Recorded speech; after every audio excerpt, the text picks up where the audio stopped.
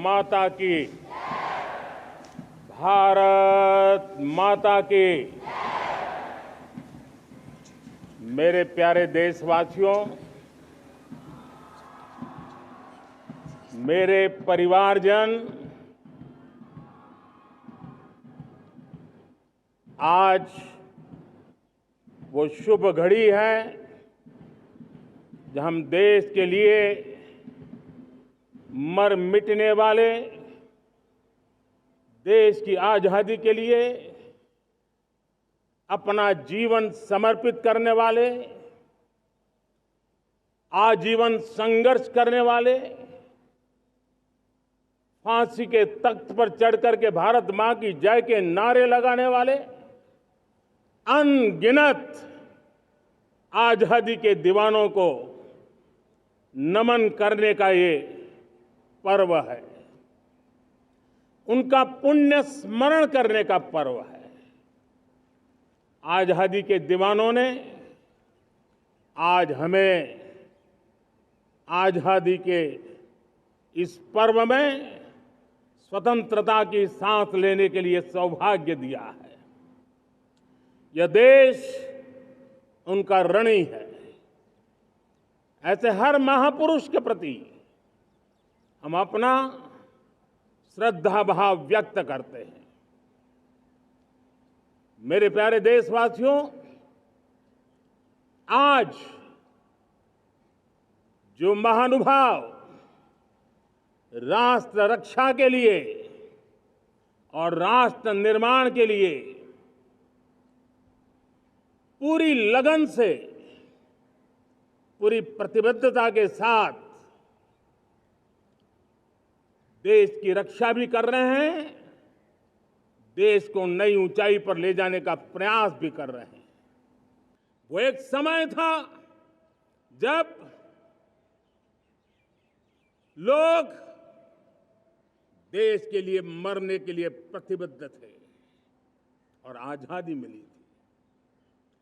आज ये समय है देश के लिए जीने की प्रतिबद्धता का। अगर देश के लिए मरने की प्रतिबद्धता आजादी दिला सकती है, तो देश के लिए जीने की प्रतिबद्धता समृद्ध भारत भी बना सकती है। विकसित भारत 2047 ये सिर्फ भाषण के शब्द नहीं है, इसके पीछे कठोर परिश्रम चल रहा है। देश के कोटि कोटि जनों के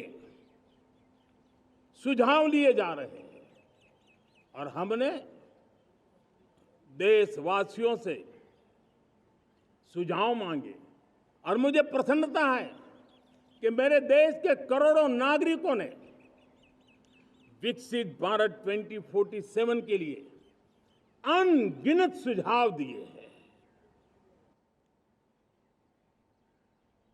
हर देशवासी का सपना उसमें प्रतिबिंबित हो रहा है, हर देशवासी का संकल्प उसमें झलकता है। युवा हो, बुजुर्ग हो, गांव के लोग हो, शहर के लोग हो, किसान हो, कामदार हो, दलित हो, आदिवासी हो, पहाड़ों में रहने वाले लोग हो, जंगल में रहने वाले लोग हो, शहरों में रहने वाले लोग हैं। हर किसी ने 2047 में जब देश आजादी का 100 साल मनाएगा, तब तक विकसित भारत के लिए अनमोल सुझाव दिए हैं। और मैं जब इन सुझावों को देखता था, मेरा मन प्रसन्न हो रहा था। उन्होंने क्या लिखा? कुछ लोगों ने कहा कि दुनिया का स्किल कैपिटल बनाने का सुझाव हमारे सामने रखा। 2047 विकसित भारत के लिए कुछ लोगों ने भारत को मैन्युफैक्चरिंग का ग्लोबल हब बनाने के लिए सुझाव दिया। कुछ लोगों ने भारत की हमारी यूनिवर्सिटीज ग्लोबल बने, इसके लिए सुझाव दिया। कुछ लोगों ने यह भी कहा कि क्या आजादी के इतने सालों के बाद हमारा मीडिया ग्लोबल नहीं होना चाहिए? कुछ लोगों ने ये भी कहा कि हमारा स्किल्ड युवा विश्व की पहली पसंद बनना चाहिए। कुछ लोगों ने सुझाव दिया भारत को जल्द से जल्द जीवन के हर क्षेत्र में आत्मनिर्भर बनना चाहिए। कई लोगों ने सुझाव दिया कि हमारे किसान जो मोटा अनाज पैदा करते हैं, जिसको हम श्री अन्न कहते हैं, उस सुपर फूड को दुनिया के हर डाइनिंग टेबल पर पहुंचाना है। हमें विश्व के पोषण को भी बल देना है और भारत के छोटे किसानों को भी मजबूती देनी है। कई लोगों ने लिखा कि न्याय के अंदर जो विलंब हो रहा है उसके प्रति चिंता जाहिर की और ये भी कहा कि हमारे देश में न्याय व्यवस्था में रिफॉर्म की बहुत बड़ी जरूरत है। कई लोगों ने लिखा कि कई ग्रीनफील्ड सिटीज बनाने की अब समय की मांग है। किसी ने बढ़ती हुई प्राकृतिक आपदाओं के बीच शासन प्रशासन में कैपेसिटी बिल्डिंग के लिए एक अभियान चलाने का सुझाव दिया। बहुत सारे लोगों ने यह सपना भी देखा है कि अंतरिक्ष में भारत का स्पेस स्टेशन जल्द से जल्द बनना चाहिए। किसी ने कहा भारत की जो पारंपरिक ट्रेडिशनल मेडिसिन है, हमारी औषधि है, दुनिया जब आज होलिस्टिक हेल्थ केयर की तरफ जा रही है, तब हमें भारत की पारंपरिक औषधियां और वेलनेस हब के रूप में भारत को विकसित करना चाहिए।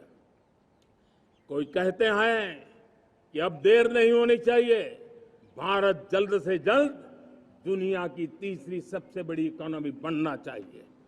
कई लोगों ने लिखा कि न्याय के अंदर जो विलंब हो रहा है उसके प्रति चिंता जाहिर की और ये भी कहा कि हमारे देश में न्याय व्यवस्था में रिफॉर्म की बहुत बड़ी जरूरत है। कई लोगों ने लिखा कि कई ग्रीनफील्ड सिटीज बनाने की अब समय की मांग है।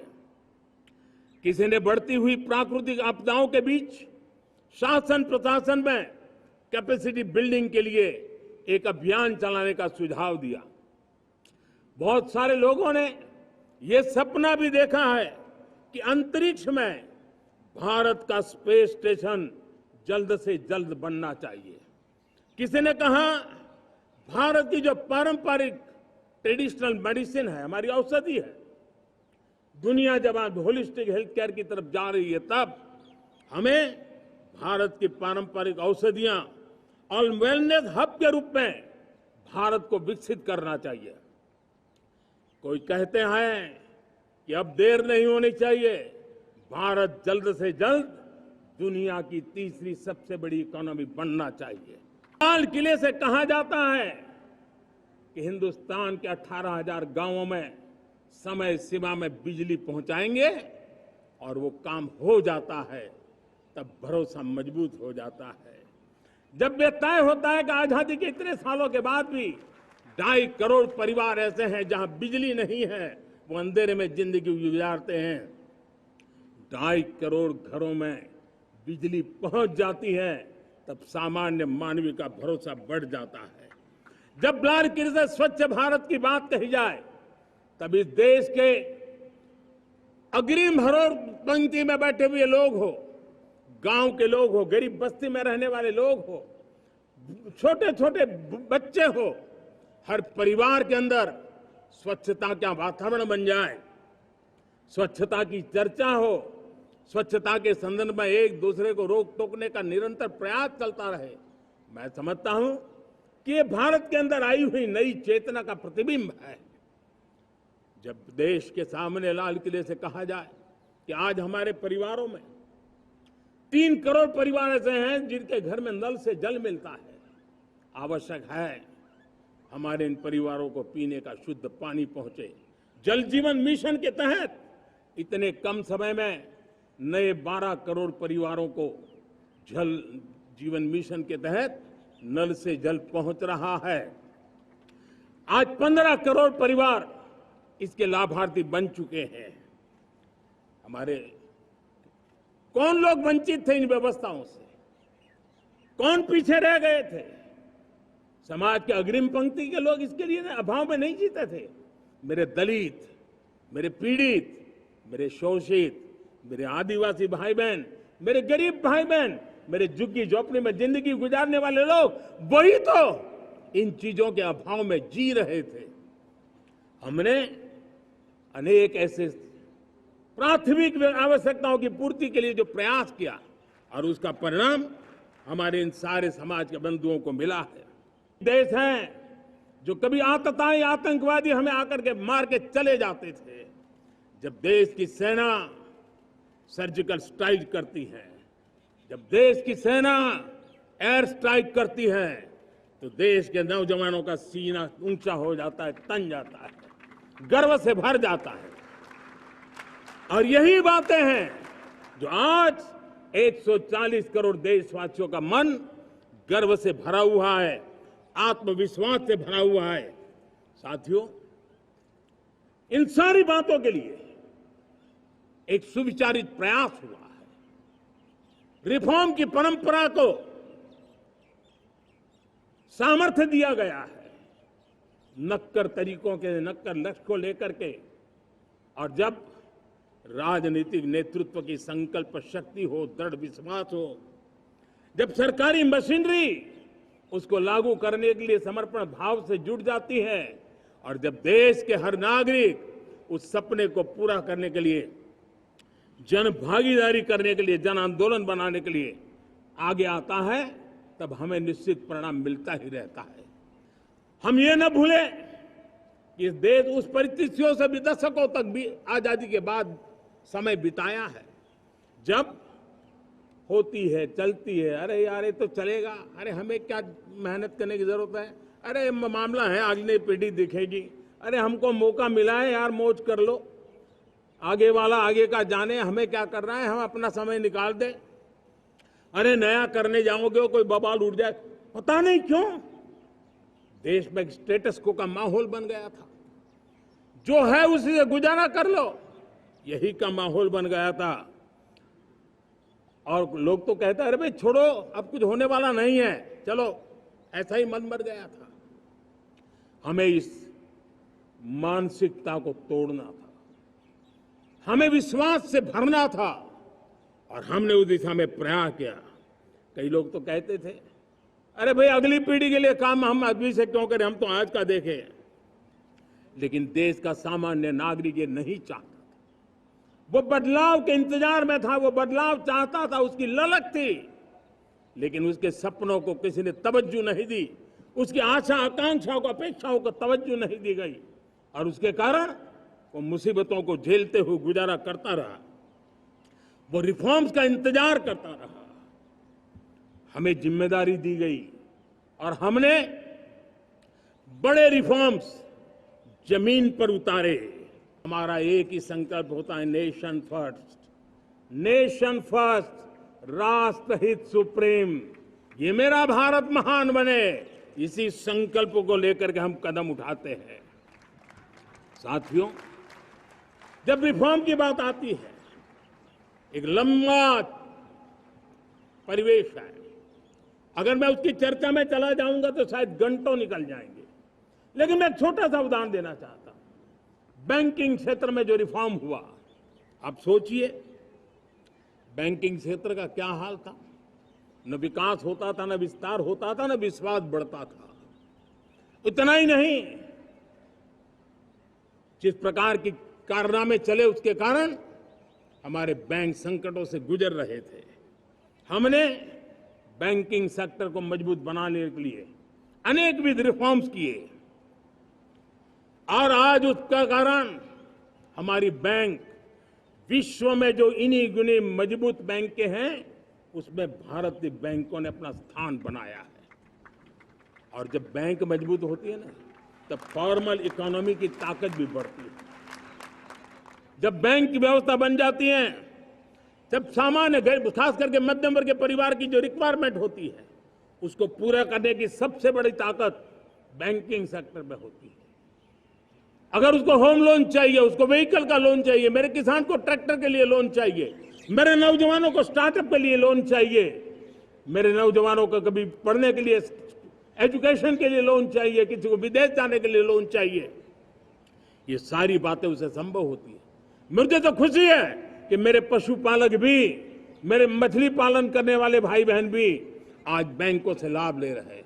मुझे खुशी है, मेरे रेहड़ी पटरी वाले लाखों भाई बहन आज बैंक से साथ जुड़ करके अपनी नई ऊंचाइयों को प्राप्त कर रहे हैं और विकास की दिशा में वो भागीदार बन रहे हैं। मैं कहना चाहूंगा, भारत के लिए गोल्डन एरा है। वैश्विक परिस्थितियों की तुलना में भी देखें, ये गोल्डन एरा है, ये हमारा स्वर्णिम कालखंड है। मेरे प्यारे देशवासियों, ये अवसर हमें जाने नहीं देना है, ये मौका हमें जाने नहीं देना चाहिए और इसी मौके को पकड़ करके अपने सपने और संकल्पों को लेकर के चल पड़ेंगे तो हम देश की स्वर्णिम भारत की जो अपेक्षा और हमें विकसित भारत का 2047 का लक्ष्य हम पूरा करके रहेंगे। हम सदियों की बेड़ियों को तोड़ करके निकले हैं। देशवासियों के लिए 1,500 से ज्यादा कानूनों को खत्म कर दिया ताकि कानूनों की जंजाल के अंदर देशवासियों को फंसना न पड़े। हमने छोटी छोटी गलतियों के कारण ऐसे कानून बने थे, उनको जेल में अंदर धकेल दिया जाए। हमने उन छोटे छोटे कारणों से जेल जाने के जो परंपराएं थी, उन सारे कानूनों को नष्ट कर दिया और उसको कानूनों को जेल भेजने के प्रावधान को व्यवस्था से बाहर कर दिया है। आज हमने जो आजादी की विरासत के गर्व की बात हम जो करते हैं, सदियों से हमारे पास जो क्रिमिनल लॉ थे, आज हमने उसको नए क्रिमिनल लॉ, जिसको हमने न्याय संहिता के रूप में और जिसके मूल में दंड नहीं पर नागरिक को न्याय, इस भाव को हमने प्रबल बनाया है। ईज ऑफ लिविंग बनाने के लिए देशव्यापी मिशन में काम करें। हर लेवल पर मैं सरकार के प्रतिनिधियों का आह्वान करता हूं। मैं जनप्रतिनिधि, वो किसी भी दल के क्यों न हो, किसी भी राज्य के क्यों न हो, सबसे आग्रह करता हूं कि हमने एक मिशन मोड में ईज ऑफ लिविंग के लिए कदम उठाने चाहिए। मैं हमारे युवाओं को, प्रोफेशनल्स को, सबको मैं कहना चाहता हूं, आप अपने स्थान पर जहां पर आपको छोटी छोटी दिक्कतें होती है, आप उसके सॉल्यूशन को लेकर के सरकार को चिट्ठी लिखते रहिए। सरकार को बताइए कि बिना कारण की कठिनाई आए उसको दूर करने से कोई नुकसान नहीं है। मैं पक्का मानता हूं आज सरकारें संवेदनशील है। हर सरकार, स्थानीय स्वराज्य की संस्था होगी या राज्य सरकार होगी या केंद्र सरकार होगी, उसको तवज्जो देगी। भारत की दिशा सही है, भारत की गति तेज है और भारत के सपनों में सामर्थ्य है, लेकिन इन सबके साथ संवेदनशीलता का हमारा मार्ग हमारे लिए ऊर्जा में एक नई चेतना भरता है। मम भाव हमारे कार्य की शैली है। समभाव भी चाहिए, मम भाव भी चाहिए, उसको लेकर के हम चल रहे हैं। साथियों, मैं जब कोरोना काल को याद करता हूं, कोरोना की वैश्विक महामारी के बीच सबसे तेजी से इकोनॉमी को बेहतर बनाने वाला कोई देश है तो वो देश भारत है। तब लगता है कि हमारी दिशा सही है। जब जात पात मत पंथ ऊपर उठकर हर घर तिरंगा फहराया जाता है, तब लगता है देश की दिशा सही है। आज पूरा देश तिरंगा है, हर घर तिरंगा है।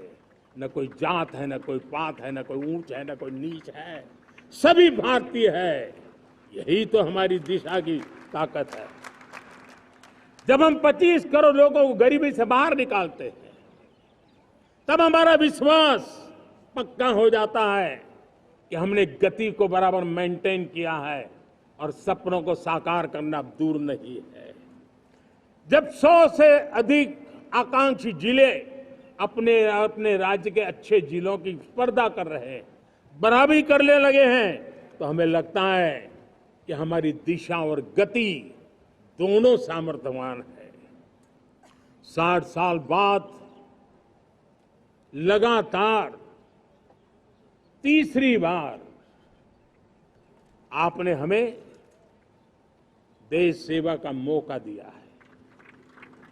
मेरे 140 करोड़ देशवासी, आपने जो आशीर्वाद दिए हैं, उस आशीर्वाद में मेरे लिए एक ही संदेश है, जन जन की सेवा, हर परिवार की सेवा, हर क्षेत्र की सेवा और सेवा भाव से समाज की शक्ति को साथ लेकर के विकास की नई ऊंचाइयों पर पहुंचना, 2047 विकसित भारत के सपने को लेकर के चलना, उसी एक संदेश को लेकर मैं आज लाल किले की प्राचीर से हमें आशीर्वाद देने के लिए मैं कोटि कोटि देशवासियों का सर झुका करके आभार व्यक्त करता हूं।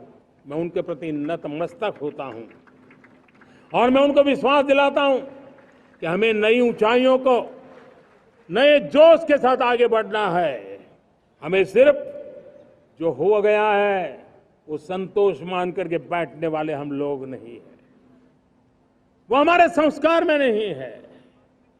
हम कुछ और करने के लिए, कुछ और आगे बढ़ने के लिए और कुछ और नई ऊंचाइयों को पार करने के लिए हम आगे बढ़ना चाहते हैं। विकास को, समृद्धि को, सपनों को साकार करने को, संकल्प को लिए जीवन खपाने को हम अपना स्वभाव बनाना चाहते हैं, देशवासियों का स्वभाव बनाना चाहते हैं। बिहार का हमारा गौरवप्रद इतिहास रहा है। नालंदा यूनिवर्सिटी का पुनर्निर्माण किया है। फिर से एक बार नालंदा यूनिवर्सिटी काम करना शुरू कर दिया है।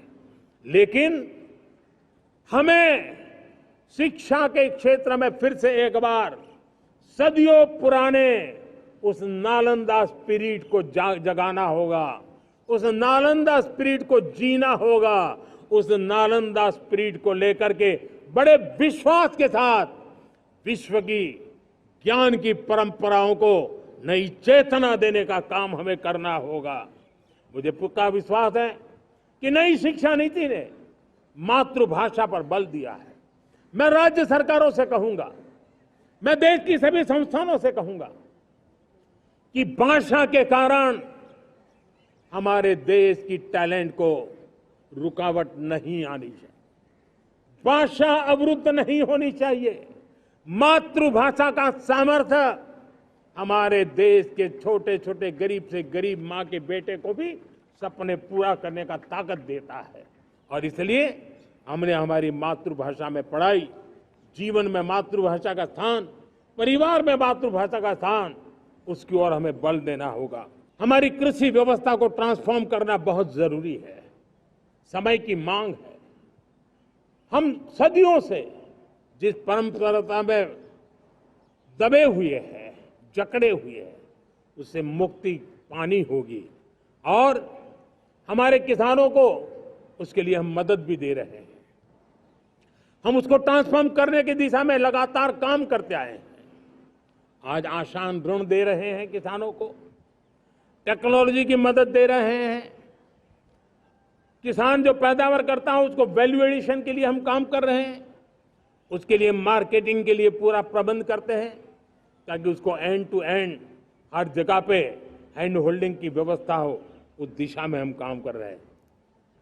आज जब धरती माता के प्रति सारा विश्व चिंतित है, जिस प्रकार से उर्वरक के कारण हमारी धरती माता की शहद दिनों दिन बिगड़ता जा रही है, हमारी धरती माता की उत्पादकता क्षमता खत्म होती चली जा रही है, कम होती चली जा रही है। और उस समय मैं मेरे देश के लाखों किसानों का आभार व्यक्त करना चाहता हूं जिन्होंने प्राकृतिक खेती का रास्ता चुना है और हमारी धरती माता की सेवा करने का भी उन्होंने बीड़ा उठाया है। और इस बार बजट में भी हमने प्राकृतिक खेती को बल देने के लिए बहुत बड़ी योजनाओं के साथ बहुत बड़ा बजट में प्रावधान किया है। मेरे प्यारे देशवासियों, आज दुनिया की स्थिति में देखता हूं, पूरा विश्व होलिस्टिक हेल्थ केयर की तरफ मुड़ रहा है और तब उनको ऑर्गेनिक फूड ये उनकी प्रथम पसंद बनी है। आज विश्व के लिए ऑर्गेनिक फूड का अगर कोई फूड बास्केट बन सकता है तो मेरे देश का किसान बना सकता है, मेरा देश बन सकता है। और इसलिए हम आने वाले दिनों में उस सपने को लेकर के आगे चलना चाहते हैं ताकि ऑर्गेनिक फूड की जो विश्व की मांग है, उस ऑर्गेनिक फूड का बास्केट हमारा देश कैसे बने, किसानों का जीवन आसान बने, गांव में टॉप क्लास इंटरनेट कनेक्टिविटी मिले, किसानों को स्वास्थ्य सुविधाएं मिले, किसान के बच्चों को पढ़ने के लिए स्मार्ट स्कूल अवेलेबल हो, किसान के बच्चों को रोजगार उपलब्ध हो। छोटी छोटे खेती के टुकड़ों पर पूरा परिवार आज जीना बड़ा मुश्किल हो रहा है, तब उनके नौजवानों के लिए वो स्किल मिले ताकि उनके नए रोजगार मिले, नए आय के साधन बने। इसका एक कॉम्प्रिहेंसिव प्रयास हम कर रहे हैं। हमारी आदत हो गई थी डिफेंस बजट कितना ही क्यों न हो, लेकिन कभी कोई सोचता नहीं था कि डिफेंस बजट बढ़ा तो जाता कहां है। डिफेंस बजट विदेशों से खरीदी में चला जाता था। अब हम चाहते हैं हम आत्मनिर्भर बने, और मैं हमारी डिफेंस फोर्सेस का हृदय से धन्यवाद करता हूं। उन्होंने हजारों ऐसी चीजें लिस्ट कर दी है। उन्होंने तय किया है कि हम विदेश से नहीं लाएंगे। राष्ट्र के लिए जीना क्या कहते हैं ये हमारे सेना के जवानों ने दिखाया है, और उसके कारण डिफेंस के सेक्टर में हम आत्मनिर्भर होते चले जा रहे हैं। आज डिफेंस मैन्युफैक्चरिंग में भारत की पहचान बनी है, और मैं आज खुशी से कह सकता हूं कि जो देश कभी डिफेंस की हर छोटी मोटी चीज बाहर से लाता था, आज धीरे धीरे दुनिया के कई देशों में हम जो डिफेंस के इक्विपमेंट मैन्युफैक्चर कर रहे हैं वो हम एक्सपोर्ट करने लगे हैं। दुनिया में डिफेंस हब, मैन्युफैक्चरिंग हब के रूप में हम धीरे धीरे उभर रहे हैं। आज विश्व के अंदर ग्लोबल वार्मिंग, क्लाइमेट चेंज हर क्षेत्र में चिंता और चर्चा का विषय रहता है। भारत ने उस दिशा में काफी कदम उठाए हैं। हम विश्व को आश्वस्त करते रहे हैं, और शब्दों से नहीं, अपने कार्यों से, प्राप्त परिणामों से हमने विश्व को आश्वस्त भी किया है और विश्व को आश्चर्यचकित भी किया है। हम ही हैं जिन्होंने सिंगल यूज प्लास्टिक पर प्रतिबंध लगाया है। हमने रिन्यूएबल एनर्जी पर विस्तार किया है। हमने रिन्यूएबल एनर्जी को एक नई ताकत दी है। आने वाले कुछ वर्षों में हम नेट जीरो फ्यूचर की ओर आगे बढ़ रहे हैं। मुझे याद है पेरिस अकॉर्ड में जिन देशों ने अपने लक्ष्य निर्धारित किए थे, आज मैं लाल किले की प्राचीर से मेरे देशवासियों की ताकत दुनिया को बताना चाहता हूं।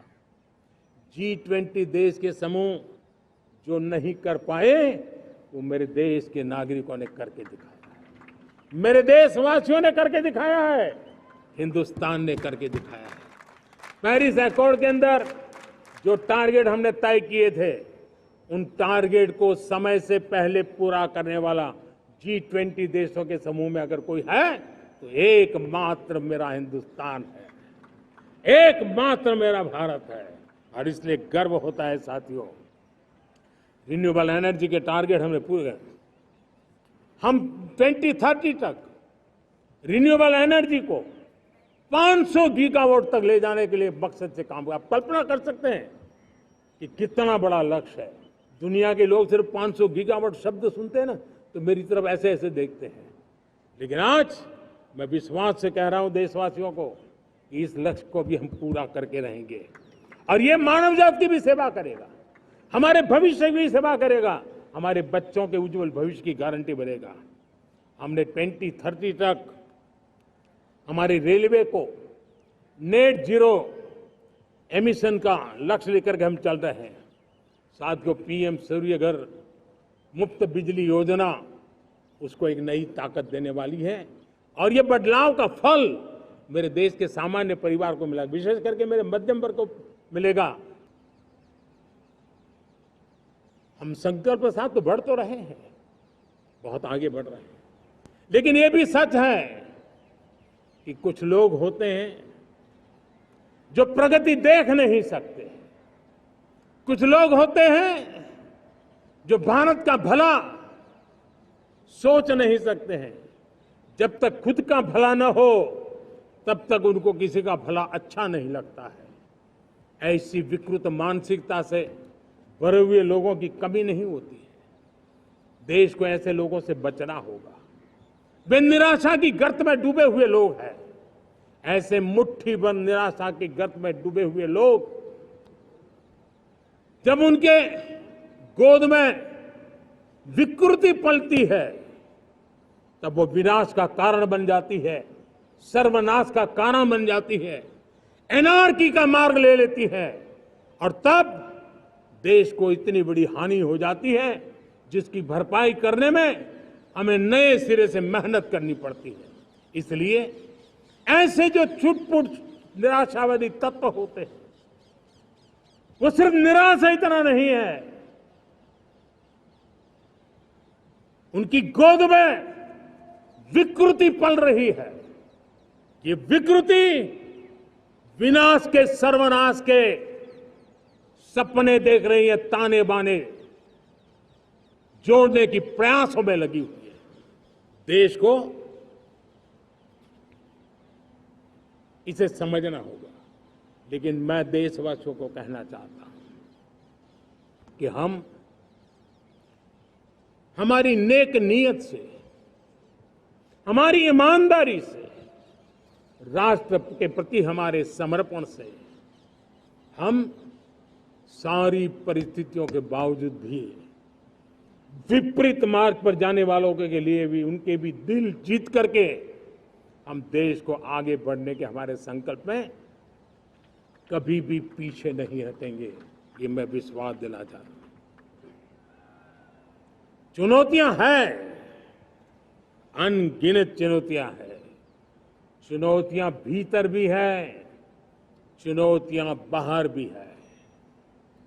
और जैसे जैसे हम ताकतवर बनेंगे, जैसे जैसे हमारा तवज्जो बढ़ेगा तो चुनौतियां भी बढ़ने वाली है, बाहर की चुनौतियां और बढ़ने वाली है और मुझे उसका भली भांति अंदाज है।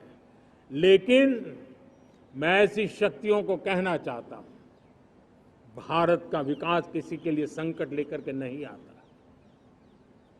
हम विश्व में समृद्ध थे तब भी हमने कभी दुनिया को युद्ध में नहीं झोंका है।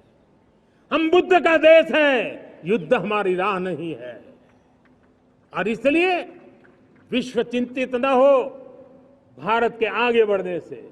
मैं विश्व समुदाय को विश्वास दिलाता हूं कि आप भारत के संस्कारों को समझिए, भारत के हजारों साल के इतिहास को समझिए।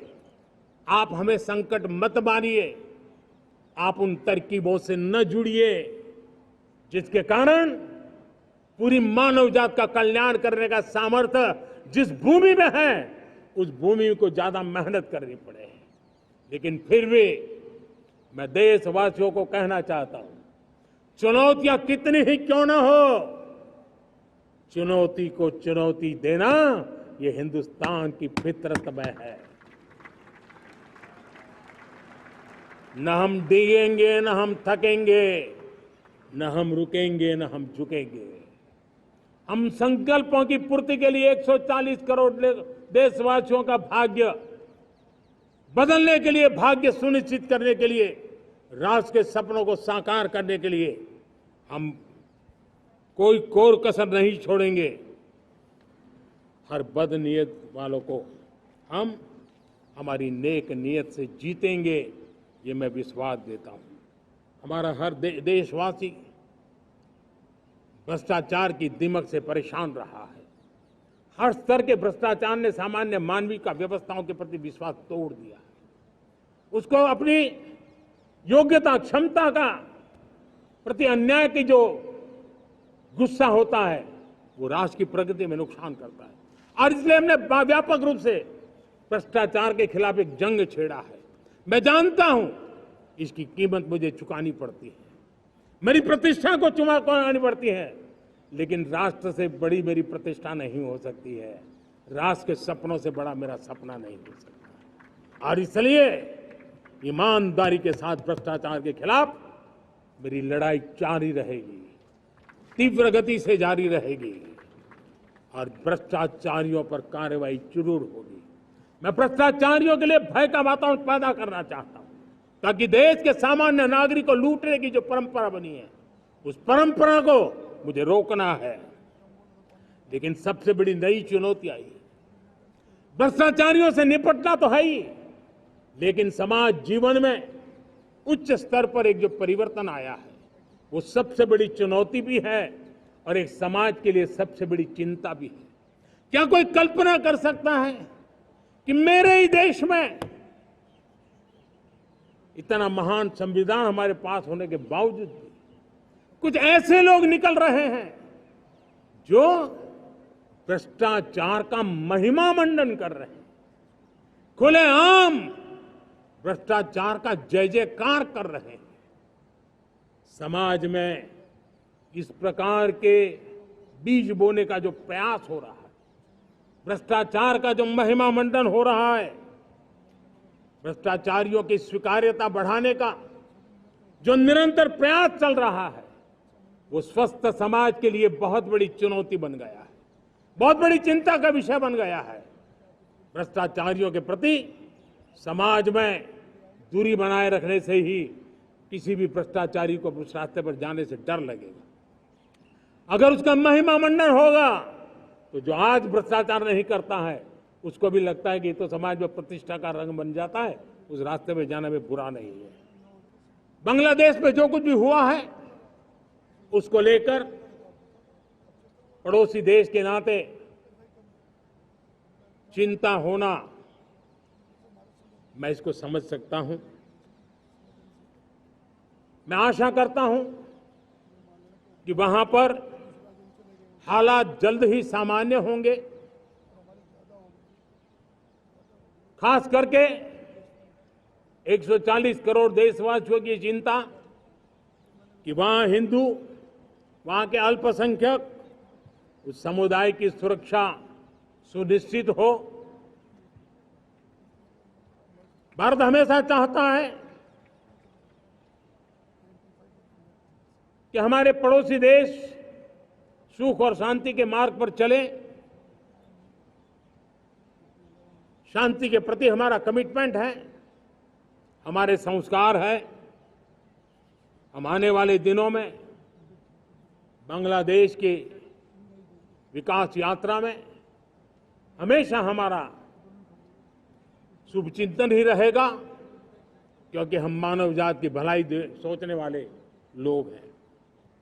हमारे देश में सुप्रीम कोर्ट ने बार बार यूनिफॉर्म सिविल कोड को लेकर जो चर्चा की है, अनेक बार आदेश दिए हैं, क्योंकि देश का एक बहुत बड़ा वर्ग मानता है और उसमें सच्चाई भी है कि जिस सिविल कोड को हम लेकर के जी रहे हैं वो सिविल कोड सचमुच में तो एक प्रकार का कम्युनल सिविल कोड है, भेदभाव करने वाला सिविल कोड है। ऐसे सिविल कोड से जब संविधान के 75 वर्ष मना रहे हैं और संविधान की भावना भी जो हमें कहती है करने के लिए, देश की सुप्रीम कोर्ट भी हमें कहती है करने के लिए, और तब जो संविधान निर्माताओं का सपना था उस सपने को पूरा करना हम सबका दायित्व है। और मैं मानता हूं इस गंभीर विषय पर देश में चर्चा हो, व्यापक चर्चा हो, हर कोई अपने विचारों को लेकर के आए और उन कानूनों को जो कानून धर्म के आधार पर देश को बांटते, जो ऊंच नीच का कारण बन जाते हैं, ऐसे कानूनों को आधुनिक समाज में कोई स्थान नहीं हो सकता है। और इसलिए मैं तो कहूंगा अब समय की मांग है कि देश में एक सेकुलर सिविल कोड हो। हमने कम्युनल सिविल कोड में 75 साल बिताए हैं, अब हमें सेक्युलर सिविल कोड की तरफ जाना होगा और तब जाकर के देश में धर्म के आधार पर जो भेदभाव हो रहे हैं, सामान्य नागरिक को जो दूरी महसूस होती है उससे हमें मुक्ति मिलेगी। मेरे प्यारे देशवासियों, जब मैं देश में एक चिंता हमेशा कहता हूं, परिवारवाद, जातिवाद भारत के लोकतंत्र को